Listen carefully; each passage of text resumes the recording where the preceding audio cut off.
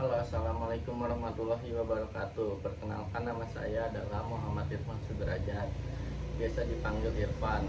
NPM saya adalah 202043500220. Saya dari kelas S1B. Latar belakang saya membuat video ini untuk memenuhi tugas agama Islam yang bertema unsur-unsur manusia dan eksistensi dan martabat manusia.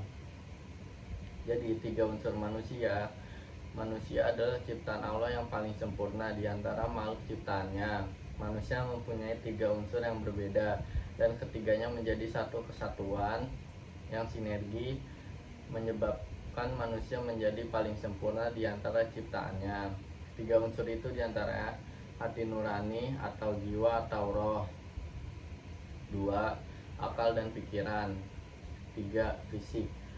Fisik itu bisa meliputi semua anggota tubuh ini, semua itu namanya fisik. Dari tiga unsur itu yang menjadi pusat pengendali adalah hati nurani atau jiwa atau roh, sedangkan akal dan pikiran dan fisik sebagai saran penunjang manusia untuk menjalankan seluruh kehidupan manusia. Hati nurani roh berisikan seluruh kebaikan-kebaikan sebagai cerminan Allah yang maha pengasih dan maha penyayang yang diturunkan kepada manusia. Seperti yang saya sampaikan sebelumnya, bahwa hati nurani berisikan semua kebaikan sebagai cerminan Allah yang maha pengasih dan penyayang.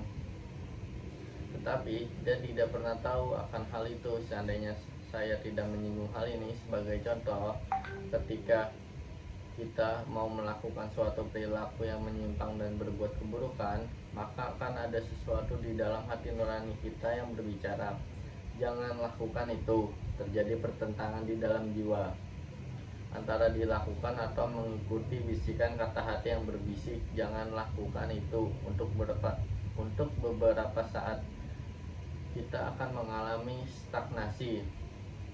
Ketika proses itu terjadi, sebenarnya ketika proses itu terjadi, kita tidak benar-benar stagnasi atau berhenti bekerja, melainkan intensitas kerja kita meningkat karena sedang terjadi perdebatan yang hebat dengan menggunakan unsur pikiran. Dalam hal ini kita diberikan kebebasan yang seluas-luasnya untuk memilih apakah kita menuruti hawa nafsu atau mendengarkan bisikan hati nurani.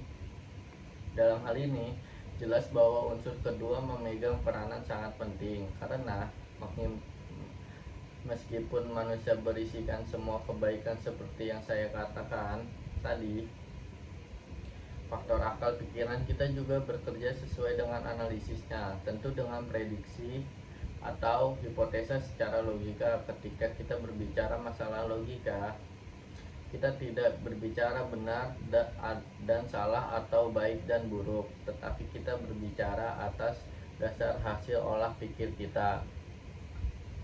Kalau isi hati nurani adalah pemberian langsung dari Sang Pencipta yang berisikan semua kebaikan, maka isi dari akal pikiran itu adalah berasal dari pengalaman hidup dan pengetahuan selama individu itu hidup. Kemudian selanjutnya unsur yang terakhir yaitu fisik. Fisik di mana unsur ini adalah yang akan menjalankan atau mengeksekusi dari hasil proses perdebatan antara hati nurani dan akal pikiran. Kesimpulannya adalah unsur fisik akan menjalankan perintah dari hasil akhir hati nurani dan akal pikiran kita. Apa yang ada di dalam diri kita, unsur hati nurani, akal pikiran, dan fisik adalah merupakan gambaran dari diri kita yang sesungguhnya, yang bisa terlihat dari perilaku kita. Ketika unsur inilah yang menjadi ciri identitas manusia secara individual. Hal ini menyebabkan manusia menjadi beberapa tipe kepribadian. Semua itu terjadi karena perbedaan proses dan respon yang dilakukan satu sama lain. Oke, kita sekarang mau masuk ke materi kedua, yaitu eksistensi dan martabat manusia. Pengertian konsep manusia, eksistensi dan martabat manusia. Pengertian eksistensi martabat manusia adalah bahwasannya manusia diciptakan ke dunia ini oleh Allah melalui berbagai rintangan, tentunya tiada lain untuk mengabdi kepadanya, sehingga dengan segala kelebihan yang tidak dimiliki makhluk Allah lainnya, tentu kita dapat memanfaatkan bumi dan isinya untuk satu tujuan, yaitu mengharap ridho Allah Subhanahu wa Ta'ala. Dan dengan segala potensi diri masing-masing, kita berusaha untuk meningkatkan keimanan dan ketakwaan kita sehingga dapat selamat dunia dan akhirat. Nah, ini ada salah satu contohnya. Dan aku tidak ciptakan jin dan manusia, melainkan supaya mereka mengabdi kepadaku. Quran surat Az-Zariyat 56.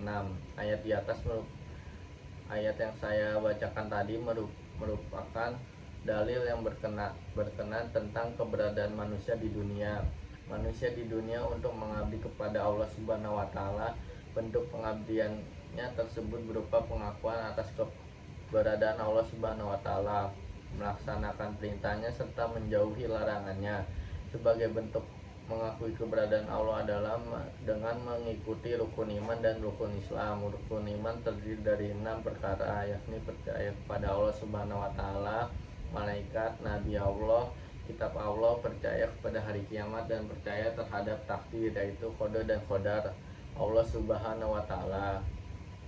Sebagai wujud keimanan terhadap Allah Subhanahu wa Ta'ala, Allah menyatakan bahwa manusia tidak cukup hanya meyakini di dalam hati dan diucapkan oleh mulut, tapi manusia harus melaksanakan dalam kehidupan sehari-hari. Tujuan penciptaan manusia sebagai bagian dari mengabdi kepada Allah Subhanahu wa Ta'ala adalah menunaikan rukun Islam, yaitu mengucapkan 2 kalimat syahadat sebagai karcis masuk Islam, melakukan sholat, membayar zakat, melakukan puasa, serta menunaikan ibadah haji. Dengan demikian dapat disimpulkan keberadaan manusia diciptakan oleh Allah untuk menjadi manusia yang islami, Islam yang benar. Menjadi Islam yang benar adalah dengan mengerti dan memahami dan melaksanakan dalam kehidupan apa yang telah dilarangnya. Dengan kata lain, secara konsisten melaksanakan rukun iman dan rukun Islam, eksistensi manusia di dunia adalah sebagai tanda kekuasaan Allah Subhanahu wa Ta'ala terhadap hamba-hambanya, bahwa dialah yang menciptakan, menghidupkan, dan menjaga kehidupan manusia. Dengan demikian, tujuan diciptakannya manusia dalam konteks hubungan manusia dengan Allah Subhanahu wa Ta'ala adalah dengan mengimani Allah Subhanahu wa Ta'ala dan memikirkan ciptaannya untuk menambah keimanan dan ketakwaan kepada Allah Subhanahu wa Ta'ala. Sedangkan dalam konteks hubungan manusia dengan manusia serta manusia dengan alam adalah untuk berbuat amal, yaitu perbuatan baik dan tidak melakukan kejahatan terhadap sesama manusia serta tidak merusak alam. Sekian dari saya, Muhammad Irfan Sudrajat. Kurang dan lebihnya mohon dimaafkan. Assalamualaikum warahmatullahi wabarakatuh.